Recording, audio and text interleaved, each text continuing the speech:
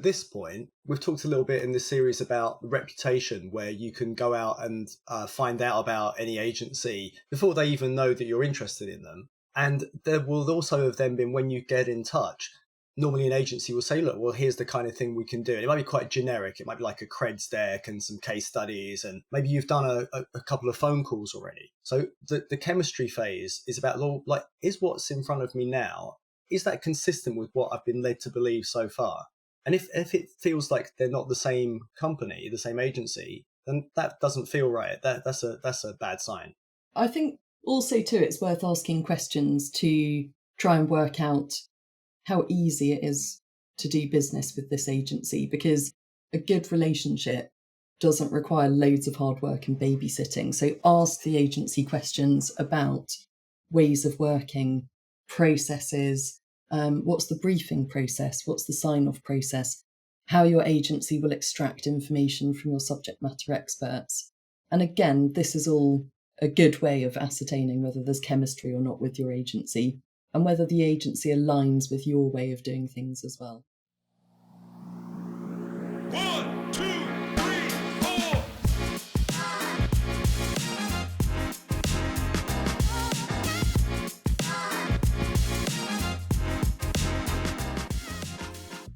Hello and welcome to the Collective Content Podcast. My name is Dane and this is our How to Choose a Content Agency series, episode 4, Chemistry. We've got two great guests today to help companies choose their next agency wisely. Joining us once again is Julian Heathcote, a Collective Content Senior Editor. And joining us for the first but not the last time this series is Fiona Skilton, Collective Content's Client Services Director.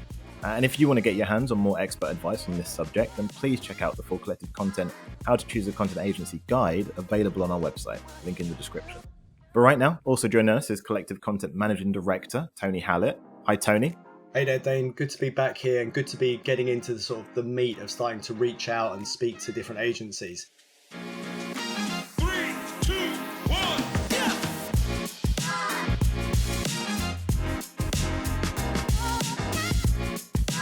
So, Tony, what do we mean by chemistry? It's a really good question. What do we mean by chemistry? You often hear about different people talking about chemistry sessions and have you got good chemistry with your agency or any other suppliers and partners, for example. But the essence of it is, are you going to click? Are you going to trust each other? Do you feel like you've got transparency?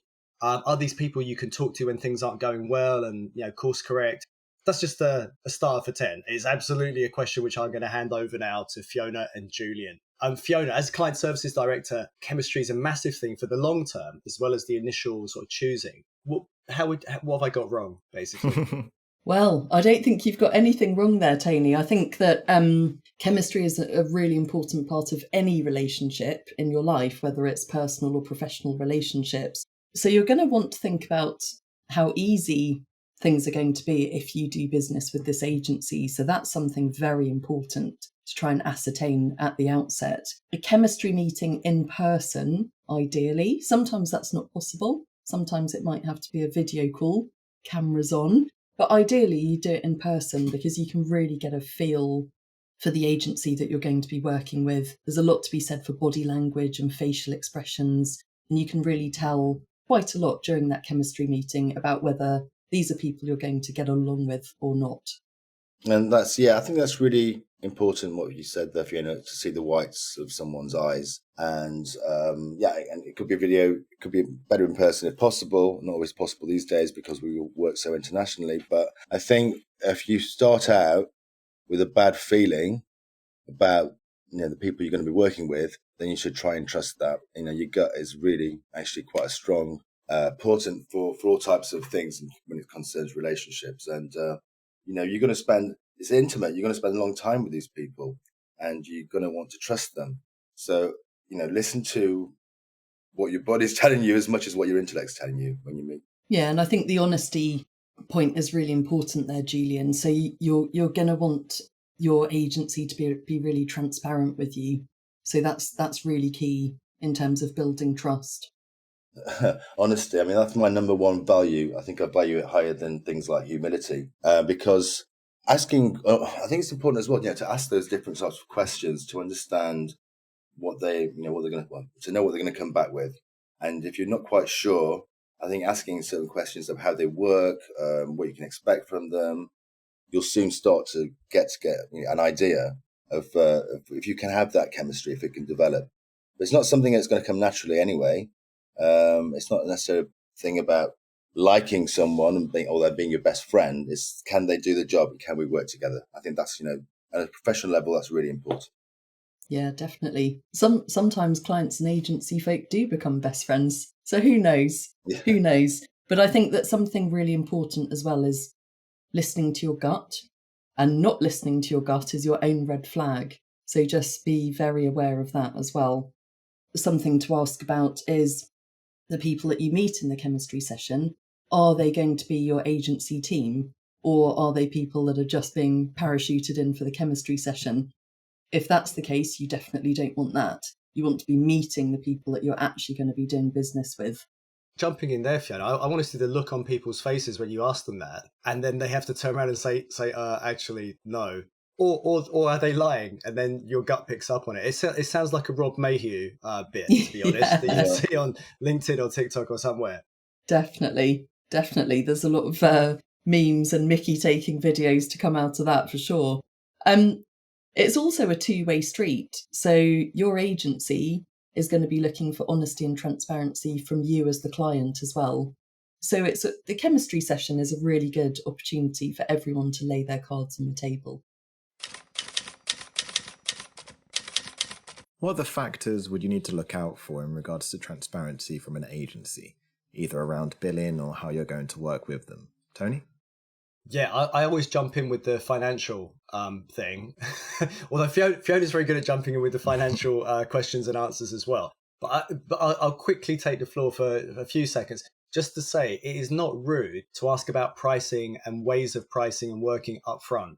And any agency that ums and ahs and doesn't want to tell you and says, oh, it all depends, everything's customized, that is a bit of a red flag. I mean, there is some truth in that. No two engagements are exactly the same. But agencies should have a rate card. They should have things like effective hourly rates for different levels of people. You should have some idea of how your budget will match up with what their capability is. So don't be embarrassed about talking money. And we're seeing here, I think all of us, no, we're not all in the UK, but we've got lots of British people on the call here. And British people are typically very bad about talking about money. And of course, lots of our clients are international. You just have to get over it, right? Just talk about the money. Yeah, it's really important. Nobody ever wants any nasty finance surprises, again, in your personal or professional life. So have the conversation up front. Ask any questions you want to, and any agency worth its salt will raise these issues or concerns with you up front anyway. But just ask away. I think it's all linked to trust, isn't it, really, as well, this whole thing about chemistry. Can you trust them? And again, with the finance thing, are they going to be open and tell you exactly, what the structure is and why, what time you're going to get for that? Are they going to give you honest answers, basically, to any question that you might have? Will I have senior level input, on strategic things? How much time will I get per week from a team member if you've got a retainer relationship? A lot of times when you meet an agency for the first time, you will get a lot of senior people that come in to say hello, whatever, to present. And, there are people you probably may never ever see again. They just want to try and win your business. So I think it's very important to say, I want to meet the team that you're going to work with, the person who's your day-to-day, your account manager. Make sure that person becomes your best friend. Call them call them as you need. Be frank, be open, ask questions. And any kind of good relationship is based on that honesty, and being good to them and being their friend, being nice to them is also important because you'll get more out of them. They'll want to work with you. They'll do better work. This is why chemistry is so important to any relationship. You want to get the best output possible for the money that you're investing. So make sure that the chemistry is right from the beginning. Making sure that it's right is really going to help you in the long run anyway. So consider that always. Say you are at this meeting with them, and so how else do you know if they are the right fit for you? What else should companies look out for during these interactions, Julian? Yeah, I suppose it's empathy. Do you warm to the person? Do you feel there is some kind of relationship? There is some kind of common ground? it really depends on what you actually want out of it anyway, and what you're going to get out of the relationship. But I'm really talking about feelings, gut feelings again. You should be able to tell quite quickly in any kind of incipient relationship that, if the person's a good fit for you. And that could be a lover, that could be any kind of business relationship, but it's pretty much the same thing. It always boils down to the same thing. Do you feel, in this case, in this business relationship, you can work with that person? Do you think they will do a good job? Do you think that you'll be able to work together to make sure that the output for you is right? For instance, if you've got a very specific way of working or voice, perhaps, are they going to be able to take on your voice? It's all these things, that you want to satisfy, but something that doesn't feel right, I think you'll know quite early on. I would also take it back a step, Julian, to any inconsistencies, because at this point, remember, we've talked a little bit in this series about reputation, where you can go out and find out about any agency before they even know that you're interested in them. And there will also have then been, when you get in touch, normally an agency will say, look, well, here's the kind of thing we can do. And it might be quite generic. It might be like a creds deck and some case studies, and maybe you've done a couple of phone calls already. So the chemistry phase is about, like, is what's in front of me now, and the gut feeling and the way people are together, the whites of the eyes, all these things we say, is that consistent with what I've been led to believe so far? So what's out there in the wide world, how they're marketing themselves, how they've specifically spoken to us in the build up to this meeting. And if it feels like they're not the same company, the same agency, then that doesn't feel right. That's a bad sign. Yeah, definitely. I think also too, it's worth asking questions to try and work out how easy it is to do business with this agency, because a good relationship doesn't require loads of hard work and babysitting. So ask the agency questions about ways of working, processes. What's the briefing process? What's the sign-off process? How your agency will extract information from your subject matter experts, and that sort of thing. And again, this is all a good way of ascertaining whether there's chemistry or not with your agency, and whether the agency aligns with your way of doing things as well.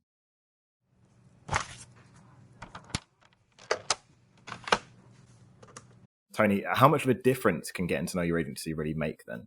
Yeah, it's huge. I think we've really heard a lot from both Julian and Fiona about how important it is, and I think we've only just touched on how badly things can go wrong if you end up with a mismatch. So it's one of those things. It's very hard, especially early on, because by definition you don't know the people across the table from you at that point. But I think the point of this episode in this series and the section in our guide is to really call it out and say, just take a second to think about how important this phase is. And it really tees up everything from this point on. So all the kind of necessary but slightly dull onboarding, the more interesting kind of like rolling up your sleeves and getting into the work. Those are two very, very different things, but they all are eminently better if you've got that good chemistry from the outset. And I think, just we go back to the point you were saying before about a creds deck or a website or perhaps a proposal that's put together. They're tools, and they help, and it gives you a first impression. But the chemistry part of it is when you go deeper, and the website might be rubbish, the creds deck might be rubbish. It's possible. Or they might be amazing. They might look fantastic, and it's the other way. Yeah, exactly. So they might be actually amazing, but they're not selling themselves enough. That you're not looking for them to have like a really amazingly designed website or creds deck. You're looking for them if they can do the work, they can do the job, and if you can work with them. So always go beyond that. Always go beyond what is sort of, I don't know, shiny and bright, and look a bit deeper into what they're about. Yeah, that's right. Because although we operate largely in the B2B space, we do business with people. So people do business with people. It's not companies doing business with companies. There's the human element, which really can't be underestimated. We've obviously spoken a lot about transparency and meeting people and getting to know each other. What would be common red flags for companies to look out for? I think definitely not meeting the agency team during that chemistry session. And as Julian mentioned, sometimes the senior leadership team will be helicoptered in, and then you might never see most of those people again. So that's a big red flag. You want to be able to meet the people that you're actually going to be doing business with during that chemistry session. But also too, if when you're talking about ways of working and processes, it just does not align with your business at all, then I would say that's probably a red flag. Of course, question your agency. I mean, we can be quite flexible and find workarounds to meet the needs of our clients. But if your agency is quite rigid, you need to have a think about, is that going to work for you or not? Fiona, you picked up on the rigidity of the way that certain agencies behave. And I'll approach that from a flip angle, which is that we see some real high growth agencies. And the way that they're really high growth is they have very set packages. It's like, this is the way we work, take it or leave it. And some clients will take it and have a bad experience. So that's very agency centric. Great for them. They're high growth, wonderful. But it's not about them. It's about them doing a good job for the client in this case. That's what we care about. And one thing we haven't mentioned on this episode is I would ask the agency about retention, about client retention. And good retention is often based on this good long-term relationship, and almost certainly has good chemistry involved there. And I'm just going to get this in because I love it.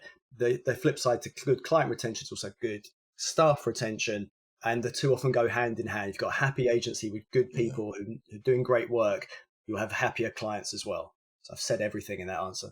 Got it all. Yeah, Nothing left to say. definitely.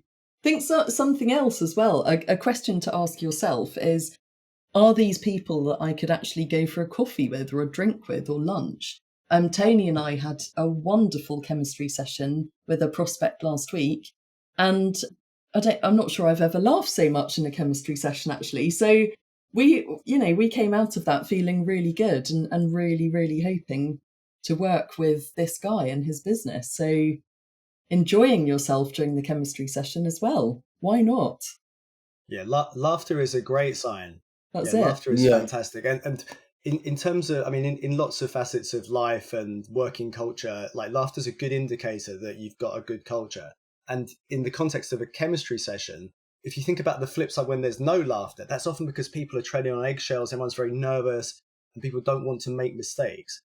And a good sign of a good relationship is that you can make mistakes, but you know you can always correct them and get to a better place. And no one's going to be shouting at each other and taking it like horribly the wrong way. So laughter is, I'm glad you mentioned that, Fiona.